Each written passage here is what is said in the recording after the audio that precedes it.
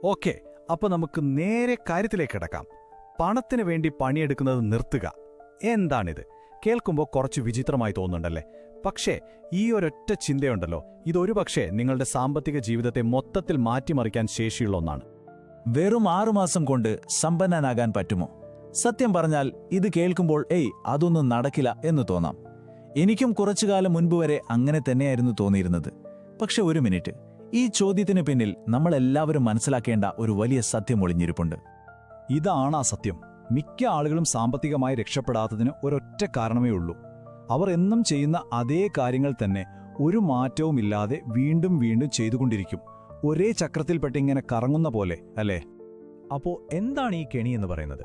ഇത് വേറൊന്നുമല്ല, നമ്മളിൽ മിക്കവരും അറിയാതെ തന്നെ ജീവിച്ചു പോകുന്ന നമ്മുടെ ആ ഒരു ഡെയിലി ലൈഫുണ്ടല്ലോ, അത് തന്നെയാണ്. ഒന്ന് ആലോചിച്ച് നോക്കിക്കേ, ഈ പറയുന്ന കാര്യങ്ങൾ നിങ്ങൾക്ക് എവിടെയെങ്കിലും കേട്ട പോലെ തോന്നുന്നുണ്ടോ? രാവിലെ നേരത്തെ എണീക്കുന്നു, ഭയങ്കര ട്രാഫിക്കിൽപ്പെട്ട് ഓഫീസിലെത്തുന്നു, സത്യം പറഞ്ഞാൽ ഇഷ്ടമില്ലാത്തൊരു ജോലി ചെയ്യുന്നു, മാസം അവസാനം കയ്യിൽ കിട്ടുന്ന ശമ്പളമാണെങ്കിലോ ബില്ലുകൾ അടയ്ക്കാൻ പോലും കഷ്ടിയാണ്. വെള്ളിയാഴ്ച വരാൻ വേണ്ടി കൊതിച്ചിരിക്കും, തിങ്കളാഴ്ചയെ മനസ്സുകൊണ്ട് ശപിക്കും. ഈ ഒരു വട്ടത്തിൽ നിന്ന് നമുക്ക് പുറത്തു കിടക്കണ്ടേ? ഈ കെണിയിൽ നിന്ന് പുറത്തു കിടക്കാൻ തീർച്ചയായും ഒരു വഴിയുണ്ട്. പക്ഷെ അതിന് നമ്മുടെ ചിന്താഗതിയിൽ ഒരു വലിയ മാറ്റം വരുത്തണം. വെറുമൊരു ജോലിക്കാരനായി ചിന്തിക്കുന്നത് നിർത്തിയിട്ട് ഒരു ഇൻവെസ്റ്ററുടെ, അതായത് ഒരു നിക്ഷേപകന്റെ തലച്ചോറ് കൊണ്ട് ചിന്തിക്കാൻ തുടങ്ങണം. നമ്മളെ ചെറുപ്പം മുതലേ പഠിപ്പിച്ചു വെച്ചിരിക്കുന്നതെന്താ? ഒരു നല്ല സുരക്ഷിതമായ ജോലി കിട്ടിയാൽ ജീവിതം സെറ്റായി എന്നല്ലേ? എന്നാൽ സമ്പന്നരായ ആളുകൾ ചിന്തിക്കുന്നത് നേരെ തിരിച്ചാണ്. അവർക്കറിയാം, യഥാർത്ഥ സ്വാതന്ത്ര്യം തരുന്നത് ആസ്തികളാണ്, ജോലിയല്ല. കണ്ടോ, ഇതാണ് ആ മൈൻഡ് സെറ്റ് ഷിഫ്റ്റ്. അതായത് സംഭവം വളരെ സിമ്പിളാണ്. നിങ്ങൾ പണത്തിനു വേണ്ടി ഓടുന്നതിന് പകരം പണം നിങ്ങൾക്ക് വേണ്ടി പണിയെടുക്കുന്ന ഒരു സിസ്റ്റം ഉണ്ടാക്കിയെടുക്കണം. ഇതുമാത്രമാണ് ഒരു സാധാരണക്കാരനും ഒരു സമ്പന്നനും തമ്മിലുള്ള ഏറ്റവും അടിസ്ഥാനപരമായ വ്യത്യാസം. ഓക്കേ, അപ്പോൾ ഇതെങ്ങനെ പ്രാവർത്തികമാക്കാം? അതിന് നമ്മൾ വെറും 2 വാക്കുകളുടെ അർത്ഥം ശരിക്കും മനസ്സിലാക്കണം. എന്താണ് ആസ്തി, എന്താണ് ബാധ്യത? സത്യം പറഞ്ഞാൽ സ്കൂളിലോ കോളേജിലോ നമ്മളെ പഠിപ്പിക്കാത്ത ഏറ്റവും പ്രധാനപ്പെട്ട സാമ്പത്തിക പാഠം ഒരുപക്ഷെ ഇതായിരിക്കും. ആദ്യം നമുക്ക് ആസ്തി എന്താണെന്ന് നോക്കാം. വളരെ സിമ്പിൾ.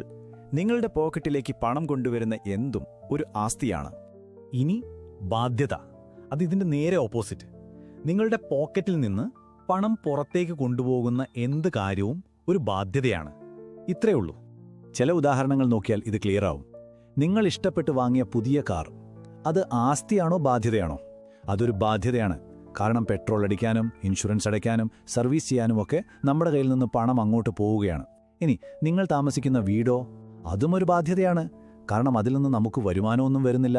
പകരം ടാക്സ് കൊടുക്കണം, മെയിൻ്റനൻസ് ചെയ്യണം, കയ്യിൽ നിന്ന് കാശ് പോവുകയുള്ളൂ. എന്നാൽ നിങ്ങൾ വാടകയ്ക്ക് കൊടുത്തിട്ടുള്ള ഒരു വീടുണ്ടെങ്കിലോ, അതെല്ലാ മാസവും നിങ്ങളുടെ പോക്കറ്റിലേക്ക് പണം തരുന്നു. അതൊരു ഒന്നാം തരം ആസ്തിയാണ്. അതുപോലെ ലാഭം തരുന്ന സ്റ്റോക്കുകളും. ഐഡിയ കിട്ടിയല്ലോ? ഇപ്പോൾ നിങ്ങൾ നിങ്ങളോട് തന്നെ ഒരു ചോദ്യം ചോദിക്കണം.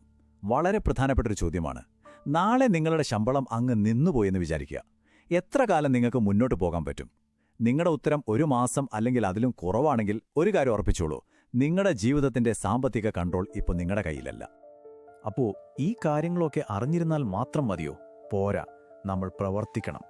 അതുകൊണ്ട് ഇതാ നിങ്ങളുടെ സാമ്പത്തിക ജീവിതം ട്രാക്കിലാക്കാൻ സഹായിക്കുന്ന ഒരു 6 മാസത്തെ ചാലഞ്ച്. ഇതൊരു ചലഞ്ചാണ്, അതുകൊണ്ട് ഇതിന് കുറച്ച് നിയമങ്ങളൊക്കെയുണ്ട്. അടുത്ത 6 മാസത്തേക്ക് വെറും 5 നിയമങ്ങൾ നിങ്ങൾ കൃത്യമായി പാലിക്കണം. ഇത് വെറും നിർദ്ദേശങ്ങളല്ല, നിയമങ്ങൾ തന്നെയാണ്. ഇത് പാലിച്ചാൽ റിസൾട്ട് ഉറപ്പാണ്. അപ്പോൾ എന്തൊക്കെയാണ് ആ 5 നിയമങ്ങൾ? ശ്രദ്ധിച്ചു കേൾക്കണം. 1ാമത്തെ നിയമം: ഇനി മുതൽ പണത്തിനു വേണ്ടി മാത്രമായി ജോലി ചെയ്യരുത്. കിട്ടുന്ന വരുമാനത്തെ ആസ്തികൾ വാങ്ങിക്കൂട്ടാനുള്ള ഒരു ടൂളായിട്ട് കാണുക. 2ാമത്തേത്: ശമ്പളം കയ്യിൽ കിട്ടിയാലുടനെ മറ്റെല്ലാ ചെലവുകൾക്കും മുൻപ് അതിന്റെ 30% എടുത്തുമാറ്റി നിക്ഷേപിക്കുക. ഇതിനെയാണ് പേ യുവർസെൽഫ് ഫസ്റ്റ് എന്ന് പറയുന്നത്. 3ാമത്തെ നിയമം: എല്ലാ മാസവും പണത്തെക്കുറിച്ചുള്ള ഒരു പുസ്തകമെങ്കിലും വായിച്ചിരിക്കണം. റിച്ച് ഡാഡ് പൂർ ഡാഡ് വായിച്ചു തുടങ്ങുന്നത് വളരെ നന്നായിരിക്കും. 4ാമത്തെ റൂൾ: എപ്പോഴും പൈസയെപ്പറ്റി പരാതി പറയുന്ന, സാമ്പത്തികമായി വളരാൻ ഒരു താൽപ്പര്യവുമില്ലാത്ത ആളുകളുണ്ടല്ലോ, അവരിൽ നിന്ന് കുറച്ചൊന്ന് അകലം പാലിക്കുക. കാരണം നമ്മുടെ കൂടെയുള്ളവർ നമ്മുടെ ചിന്തകളെയും സ്വാധീനിക്കും.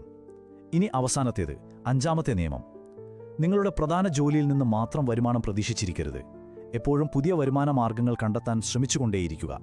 ഒരു കാര്യം മനസ്സിലുറപ്പിക്കുക: പണക്കാരനും പാവപ്പെട്ടവനും തമ്മിലുള്ള വ്യത്യാസം അവരുടെ ഭാഗ്യമല്ല, മറിച്ച് അവരുടെ ചിന്താഗതിയും ശീലങ്ങളുമാണ്. നിങ്ങളുടെ സാമ്പത്തിക സ്വാതന്ത്ര്യത്തിലേക്കുള്ള യാത്ര ഇന്ന് ഈ നിമിഷം തുടങ്ങാൻ സാധിക്കും. തീരുമാനം നിങ്ങളുടേതാണ്. അപ്പോൾ നിങ്ങൾ റെഡിയാണോ?